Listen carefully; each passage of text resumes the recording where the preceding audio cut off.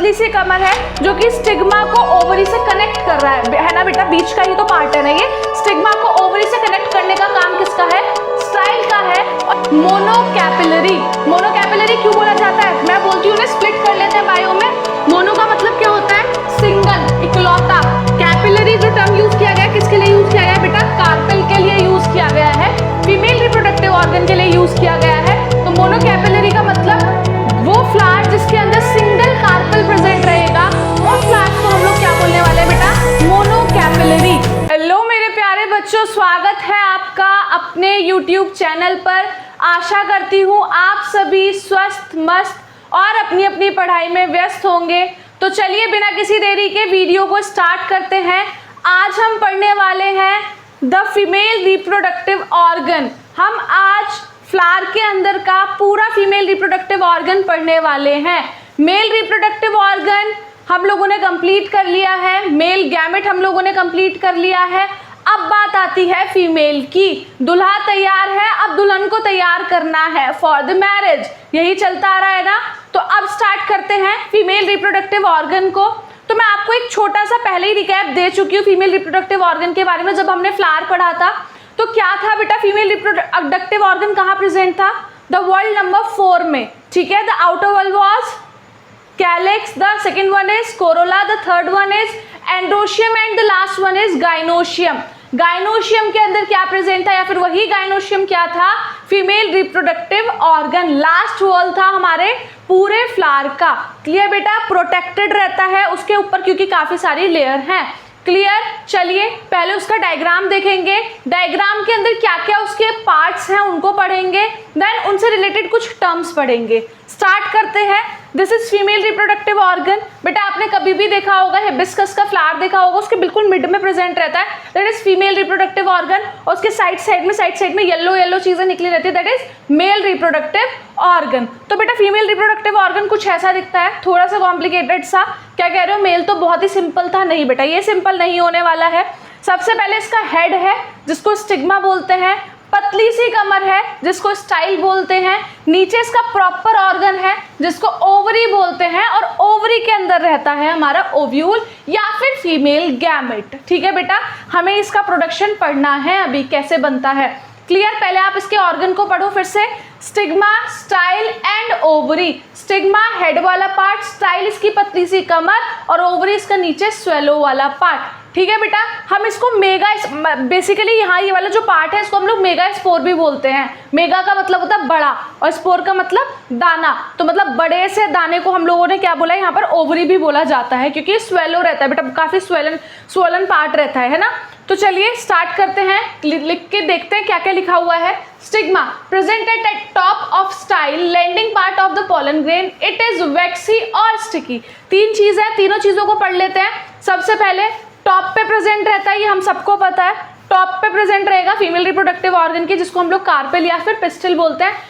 या तो कार्पेल बोल लो फीमेल रिप्रोडक्टिव ऑर्गन को, या फिर पिस्टल बोल लो। तो कार्पेल के हेड पर प्रेजेंट रहता है स्टिग्मा, बिल्कुल सर के ऊपर, सर पे प्रेजेंट रहेगा। दूसरा ये क्या है, लैंडिंग पाथ है फॉर द पोलन ग्रेन्स। ये मैं आपको लास्ट लेक्चर में बता चुकी हूँ। पोलन ग्रेन आएंगे और कहाँ आकर बैठ जाएंगे बेटा? स्टिग्मा के ऊपर आकर बैठ जाएंगे। For what? For fertilization. ठीक है बेटा, ऐसे सर पे आके बैठ जाते हैं। तीसरी चीज, it is vaccine and sticky. कैसा है ये? चिपचिपा है, बहुत ज्यादा, बहुत चिपचिपा है। चिपचिपा होने का रीजन क्या है बेटा? यही सीधा सा रीजन है कि पोलन ग्रेन अगर आ रहा है तो पोलन ग्रेन को अपने पास से कनेक्ट करके कैसे रखना है, अपने पास चिपका के कैसे रखना है। तो वो काम कौन करता है? स्टिग्मा। अगर ये स्टिकी या फिर वैक्सी नहीं होगा ना तो पोलन ग्रेन आएगा और उड़ जाएगा, आएगा और उड़ जाएगा, वो रुकेगा ही नहीं इसके ऊपर। तो इसके ऊपर रोकने के लिए क्या है, इसके ऊपर एक वैक्स प्रेजेंट रहती है, बहुत स्टिकी रहता है, जैसे कि पोलन ग्रेन इसके ऊपर स्टिक रह जाता है। क्लियर बेटा? The next organ is style. It is the stock that support the stigma and connected with ovary, site for germination of pollen tube. सबसे पहले स्टॉक लाइक स्ट्रक्चर है, पतली सी कमर है जो कि स्टिग्मा को ओवरी से कनेक्ट कर रहा है ना बेटा, बीच का ही तो पार्ट है ना ये। स्टिग्मा को ओवरी से कनेक्ट करने का काम किसका है? स्टाइल का है। और इसका दूसरा एक और काम है, the site of pollen tube germination. मतलब ये पोलन ट्यूब बनने वाली साइट है बेटा, ऐसे बनता है पोलन ट्यूब, ये भी हम लोगों ने पढ़ना है। ऐसे पोलन ट्यूब बनेगा, किससे कनेक्ट हो जाएगा, ओवरी से, और यहाँ से पोलन ग्रेन आएगा आएगा आएगा आएगा और यहाँ पर फ्यूज कर जाएगा। तो ये क्या है, हमारे स्टाइल से ही बन रहा है, पूरा पाथ क्या है, स्टाइल है। तो इसीलिए स्टाइल को क्या बोला जाता है, स्टाइल क्या है, वो साइट है जहां पर हम लोग पोलन ट्यूब जर्मिनेशन करते हैं, जहां पर फ्लावर पोलन ट्यूब जर्मिनेशन करते हैं। Clear. The last one is ovary, swollen part of the carpel, obviously swollen part है, एकदम मोटा सा पार्ट है, होल्ड्स ओव्यूल इन इटसेल्फ, मतलब इसने अपने अंदर क्या रख के रखा हुआ है, ओव्यूल को रख के रखा हुआ है। तो this is ovary and ovule. Clear बेटा, ये सब क्लियर है। अब हमें कुछ छोटी छोटी टर्म्स और पढ़नी है, ये सारा फीमेल रिप्रोडक्टिव ऑर्गन था, इसके अलावा हमें कुछ छोटी छोटी टर्म्स पढ़नी है। Flowers on the basis of carpel, मतलब अलग अलग टाइप के फ्लावर्स होते हैं on the basis of carpel. अगर सिंगल कार्पेल प्रेजेंट है किसी भी फ्लावर के अंदर, अगर कोई भी फ्लावर है उसके अंदर सिर्फ single female reproductive organ present है, तो उस फ्लावर को हम लोग क्या बोलते हैं, मोनोकैपिलरी। मोनोकैपिलरी क्यों बोला जाता है, मैं बोलती हूँ ना, स्प्लिट कर लेते हैं बायो में। मोनो का मतलब क्या होता है, सिंगल, इकलौता। कैपिलरी जो टर्म यूज किया गया है किसके लिए यूज किया गया है बेटा, कार्पेल के लिए यूज किया गया है, फीमेल रिप्रोडक्टिव ऑर्गन के लिए यूज किया गया है। तो मोनोकैपिलरी का मतलब वो फ्लावर जिसके अंदर सिंगल कार्पेल प्रेजेंट रहेगा, उन फ्लावर्स को हम लोग क्या बोलने वाले हैं बेटा, मोनोकैपिलरी। क्या लिखा हुआ है आगे, flowers have a single carpel, मतलब वो फ्लावर्स जिनके पास एक सिंगल कार्पेल होगा उनको हम लोग क्या बोलने वाले हैं, monocarpellary. For an example mango and avocado. अब आप बोलोगे मैंगो एंड एवोकाडो, मैंगो के अंदर नहीं बेटा, मैंगो के फ्लावर के अंदर। मैंगो का जो फ्लावर आएगा ना, मैंगो आने से पहले, आम तो बाद में बनेगा ना, पहले फूल आएगा, वो जो फूल है उसके अंदर सिंगल कार्पेल प्रेजेंट रहता है, इसीलिए मैंगो और एवोकाडो कैसे हैं, मोनोकैपिलरी फ्लावर्स हैं उनके। Clear, clear. चलो आगे बढ़ते हैं। That is multi carpellary. क्या है, मल्टी कार्पेलरी, नाम से पता पड़े, मल्टी का मतलब होता है बहुत सारे, मतलब वो फ्लावर्स जिनके अंदर बहुत सारे कार्पेल प्रेजेंट रहेंगे उनको हम लोग क्या बोलने वाले हैं, मल्टी कार्पेलरी। देखो देख लेते हैं, flowers have more than one carpel, वो फ्लावर्स जिनके पास एक से ज्यादा कार्पेल प्रेजेंट है उनको हम लोगों ने क्या बोल दिया है बेटा, multi carpellary. For an example strawberry and tulip. ठीक है बेटा, स्ट्रॉबेरी का जो फ्लावर होगा और ट्यूलिप का जो फ्लावर होगा उसके पास क्या होंगे बेटा, बहुत सारे नंबर ऑफ कार्पेल्स प्रेजेंट रहेंगे, बहुत सारे कार्पेल्स प्रेजेंट रहेंगे। क्लियर। अब बेटा मल्टी कार्पेलरी के भी दो पार्ट हैं, इसके भी दो भाई हैं।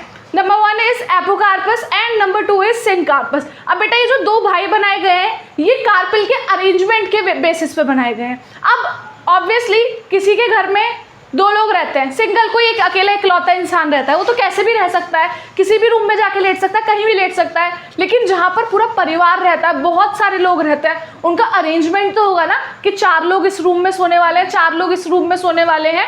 तो वही अरेंजमेंट के बेसिस पे यहाँ पर कार्पेल को, मतलब फ्लावर्स को कार्पेल के अरेंजमेंट के बेसिस पे दो पार्ट्स में डिवाइड कर रखा है। तो number one is apocarpous, number two is syncarpous. पहले हम सिनकार्पस पढ़ेंगे।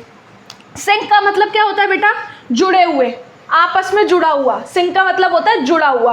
और कार्पस जो टर्म यूज किया गया किसके लिए यूज किया गया, कार्पेल के लिए यूज किया गया। मतलब वो फ्लावर्स जिनके अंदर वो सारे कार्पेल्स, ऑब्वियसली मल्टी कार्पेलरी में आता है तो बहुत सारे कार्पेल होंगे ना, सारे कार्पेल आपस में फ्यूज हैं, आपस में चिपके हुए हैं, उनको बोला गया है बेटा सिनकार्पस। क्या लिखा हुआ है, कार्पेल्स आर फ्यूज टुगेदर। इसके अंदर क्या होने वाले हैं, कार्पेल्स आपस में फ्यूज रहेंगे, चिपके हुए रहेंगे।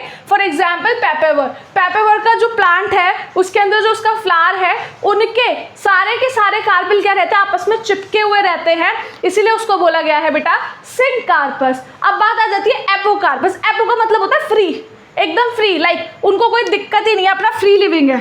एपो का मतलब होता है बेटा फ्री, और सिंक का मतलब होता है बेटा फ्यूज।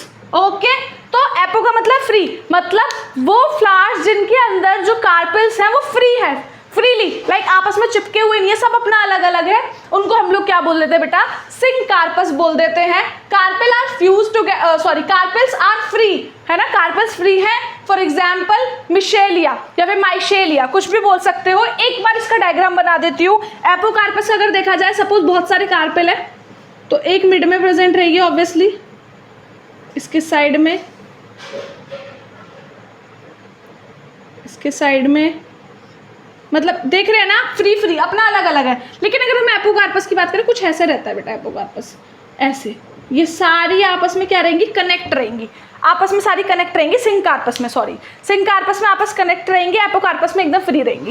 एपोकार्पस में क्या हो रहा है बेटा, फ्री है, सिंकार्पस में सारी की सारी आपस में कनेक्ट है।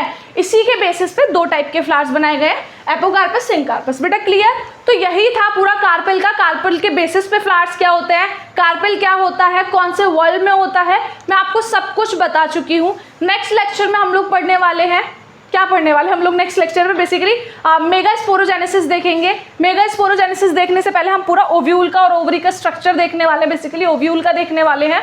So that is it all about this video. Hopefully ये वीडियो आपके लिए बहुत हेल्पफुल रहा होगा, चीज़ों को ईजी कर रहा होगा, और हमारी ये सीरीज़ आपकी बहुत हेल्प कर रही होगी, जहाँ हम लोग बायो का चैप्टर 1 पढ़ रहे हैं फॉर क्लास 12।